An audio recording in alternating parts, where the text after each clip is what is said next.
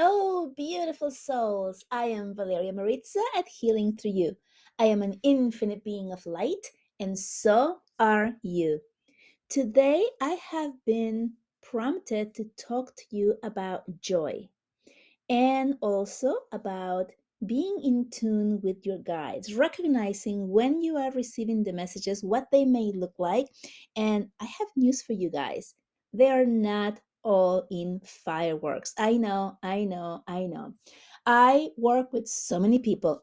One of my gifts is amplifying their gifts, amplifying where they're going, amplifying their knowing.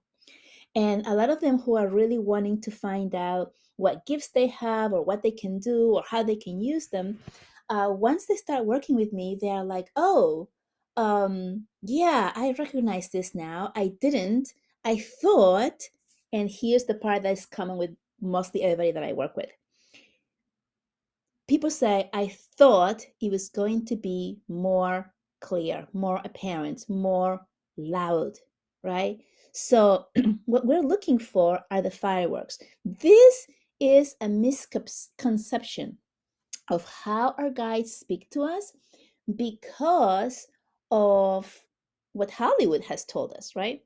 So, whenever you see a movie or a show or something, and they're talking about people that have the ability to speak with people who have crossed over or spirit guides or their higher selves, they always portray it to us in a way that feels and looks like, wow, it's like the same thing, right? It's like, what was that show with Jennifer Love Hewitt, The Ghost Whisperer, right? She spoke with people who had crossed over, and she would cross over the souls to the light, souls that were trapped. And they always showed you another person, like, right, another character in the movie that we could see. And then the perception that we have is that she can see them just like you can see real people, right? People are three-dimensional people in the three-dimensional world is what I mean. And though although that may be true for some people, for most of us it's not like that. It comes in as a knowing or as a whisper or as a fog or as an energy, a color, a feeling. And it's not exactly like all of the things, right? So for me in particular, I have seen specific like faces of people who have crossed over, and it has like really shown to me, and as I allow myself to receive, I have seen more of that. But for the most part, the messages that I receive are kind of like a knowing, right? Like I know something, I speak it, and then the person confirms it, and that's how I know that it's true and that I'm not making it up and it's not my ideas or my thoughts. It's because the other person is confirming it. But it doesn't come to me as something that is like super obvious, right? And that is the misconception. So when I work with people in helping them tune into their knowing, into their gifts, into what they're able to do, what I do really is confirm for them the experiences that they are already having, the ones that they have had all their lives. And then they put two and two together. I was like, oh, that's what it was. And so here I am today talking to you about that, about those thoughts, those ideas, those uh, feelings that you think that you are just making up aren't. You're not just making them up. They really actually are your guides, your loved ones communicating with you. And it is a very subtle, very soft whisper that you kind of sense about. And that's it. That's all it is. And also, our guides and our loved ones communicate with us in many different ways. Synchronicities, when you're like thinking about something and then someone calls you and mentions that exact thing, that's a synchronicity. That's your guys sending you the message that they're there, they're listening to you, and that there's something there for you in that synchronicity. It could be that you're finding feathers. As a matter of fact, I just found this blue jay feathers. They're so beautiful. It's blue and it has this horizontal black lines, and I took them home. I have three of them. Poor soul probably lost the battle with another animal because they were all together. Anyway, blue jays symbolize joy and also awakening and higher senses of being, of consciousness. And I found this blue feathers, I brought them home and they're speaking so loudly. My son always finds feathers, and I always ask him, who do you think about when you find this? And then he'll tell me somebody who's crossed over, like grandma or grandpa. Usually it's grandma, but it's like making that connection of like, oh, I found this and I'm thinking of this person that crossed over, or I'm thinking of this angel, or whatever it is that comes to you, right? And then you begin to make that connection because, and this is so important, not everybody receives the same messages the same way, or not all the messages that we receive mean the same thing for each one of us. This is the same thing with like dream interpretation, right? There are so many dream interpretation books out there and information on the internet. And when you dream about something and you look it up, there's so many different interpretations, and you're like, I don't know which one it is, right? Usually it's the one that lands with you, the one that you're like, oh yeah, that's the one, right? As opposed to like, yeah, I don't think that's it, or that doesn't resonate with me. That's kind of how it goes. But why are there so many different dream book interpretations that have different meanings for the same things, right? It's because the meaning of a certain symbol is different for each person. So the best way to have a really good dream book to interpret your dreams is to create your own dream book. And that is when you have a dream and you're like, oh, okay, I dreamt of, my house. What does that mean for me? What was I going through, right? And then you kind of like write it down and you figure it out. And then the next time you dream about it, then you might have the same feeling. You're like, oh yeah, that is what it means for me. And then when somebody asks you something about, hey, I dreamt about a house, then you can refer to that part like, oh, well, this means, and then you give them your meaning. Now, if the person is attracted to you and asking you about it, then it's probably very similar, the meaning that you got on the item or the symbol, than they're having. And this is why they're attracted to you. But it doesn't mean that it's 100% accurate for them, because it is a dream book for you with your interpretations. And the same thing happens with symbols, right? So, for example, when I see butterflies, I immediately connect that to my father. My father has always been around and very present when I see butterflies. And so I definitely think about him, right? Somebody else may see butterflies and it may mean their mother, or it may mean an angel, or it may mean connection of a higher self, whatever, right? It doesn't matter. It's what it means for us.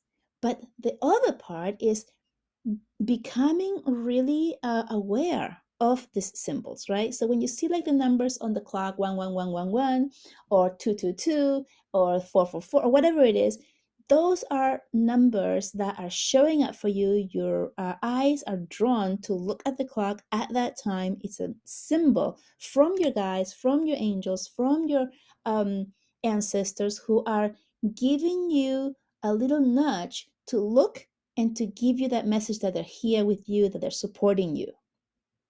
That's how it works. And all you need to do is acknowledge it. And so every time you see something, you acknowledge it. You think like, oh, my angels are with me, or I'm being supported, or I'm loved, or whatever it is that it feels for you. And it makes you feel happy and joyous, which brings me back to the other part that I said I was going to talk about today, which is joy, right? And everything is just so synchronized, the way everything just works together and one theme goes into the other. Because I started talking about the blue jay and the blue feathers and how the blue jay symbolizes joy. Now, if you look it up on Google, you're going to find a lot of different meanings for a blue jay and blue jay feathers, and some of them are joy and some of them may not be. And at this moment, I cannot think of anything else but that, because that's what it means for me, right? And I did read other ones, but none of them made any sense for me. They didn't land. It didn't feel like it was aligned with the meaning for me. And so this is why I can't remember it, because I will remember the things that are aligned for me. The message is for me, right? And today they wanted me to talk to you about that, about recognizing the signals, the signs that your guides, your angels, your ancestors are giving you, by taking a moment and thinking about them, or thinking about like, oh, that's a symbol. Even like that, that's the simplest thing. Okay, maybe that's a symbol. You can even question it if you don't believe in this stuff. But I'm assuming that because you're listening to this podcast, that you are believing in it. And so then you become really aware of it, you acknowledge it. And then the next time you see something, you acknowledge it again. And that's how you begin to create this relationship between you and your higher self, your guides, your angels, your ancestor, whomever it is that you're communicating. They're all there for you, all of them. Everything is available for you. It's not just one or the other, it's all of them. But you can choose to believe in and acknowledge the ones that you feel aligned with now and the ones that you feel comfortable with. Because if you're not comfortable with it, if you're feeling afraid, or if you feel like this is something bad or evil because of the conditioning that you had through your upbringing and the different religious upbringing that you had, then it's not going to feel good for you, and you're going to instead block it. So a simple part of acknowledging it, that okay, just like maybe that's a sign, that might be enough for you to be able to recognize it the next time and the next time and the next time. And then perhaps you'll be able to open yourself up to believing a little bit more, receiving a little bit more, and then begin the conversation between you, your guys, your angels, your higher self, and what is it that they're trying to tell you, right? And bringing joy to your life by laughing about it, right? Lots of people who are in between, who are waking up but they're too afraid because of their conditioning of growing up and believing certain things like this is bad or evil or not aligned with what God wants, which is like the highest way of being conditioned into separating us from the divine. We are not separate, guys, right? We are part of the divine. This is how I start my podcast every time. I am an infinite being of light, and so are you, because you are the divine. You're not separate from the divine. Um, anyway, that's one of the biggest things that and hurdles that we need to go through in order to really awaken and really understand who we are and why are we here and all of that stuff. But when you are going through each part of your journey, bringing joy to what you're feeling, seeing, and experiencing, it's imperative, because that, ladies and gentlemen, that is being in the moment and receiving and experiencing. And pretty much, this might be controversial here, that is your purpose. Your purpose here on earth is to have joy in your journey, while you're journeying, while you're learning and spreading your light, is to have joy doing it. I was just speaking with a client of mine. They were asking me about Christ consciousness. They were talking about not really being sure about if it existed or not. And I said, I can assure you that Christ consciousness does exist. And they asked me, like, how? And I said, well, because I've seen him. Christ consciousness, his face appeared to me during meditation. I questioned it. I was like, why are you here? Like, I don't even go to church. Like, I'm not worthy of this. All of this were limiting beliefs that I was putting upon myself because of my religious upbringing, right? I am not worth it to have someone of such caliber or of such belief that they're so beautiful and holy and um, non-judgmental, love, all of those things with me. I was putting those labels upon myself because of my upbringing. But then, as I allowed that energy in me and allowed to myself to receive more and more messages, and the experience of having his energy, and I'm calling him his because we know him as Christ, and who was a male, right? Um, because in spirit we really don't have any. We're not male or female. We just are energy. um, but anyway, once I started allowing Jesus's energy within me and the messages, it's completely different than how I was taught, right? He comes in as like, hey, I'm not this serious person that you were taught about. He jokes around all the time. He fools around. He makes jokes. He's light. He's fun. He's loving, non-judgmental, all of those things that I know deep in your hearts, everybody feels that God is, right? It is the feeling that we have been taught that we were born in sin, or that we're bad, and um, that we need to do things the way that God tells us to do. Otherwise, we're going to make him mad or angry, and we're going to go to hell. And all of the things, all of that was man-made. It was the interpretation of men who couldn't understand what God actually is, and they put it in a way that was reflecting upon the experiences of men. And this is where the whole thing got distorted. Because the energy of God, the infinite loving energy of God, just is, and it truly is all loving in all moments, in everything. And it doesn't have that judgment that we humans have. It doesn't have the judgment. The judgment comes from ourselves, from our own human experiences. Hell doesn't exist. It was not created by God, the Creator. Hell exists in our own minds, in our own consciousness, when we cannot forgive ourselves for the things that we have done once we leave our earthly body and become spirit again, and then we get to see all of the things that we did wrong, or that the people that we did wrong to, or the people that we hurt, and the things that we did that were not in pure love. And that's where the hell comes from. It's not created by the Creator. Okay, I'm getting completely off topic here, but this is where my guides are guiding me to speak, because as you guys know, my messages are all channeled. I don't have anything written down. I'm just babbling off whatever comes out of me. And I thank you. I thank you for listening, for bearing with me. And I thank all of my guides for the support that I'm getting. Okay, so bring joy, that these beautiful blue tails, feathers that I'm holding in my hand here as I record this for you. Joy really is the message here. Bring joy into everything you do. See the fun parts in anything that happens for you. Laugh, laugh, and laugh. Why? Because laughing is the fastest way to change your energy, your frequency from low, from being depressed, from being sad, from being anxious, from being angry, into a high frequency. And as soon as you shift to high frequency, you begin to heal with the energy of love.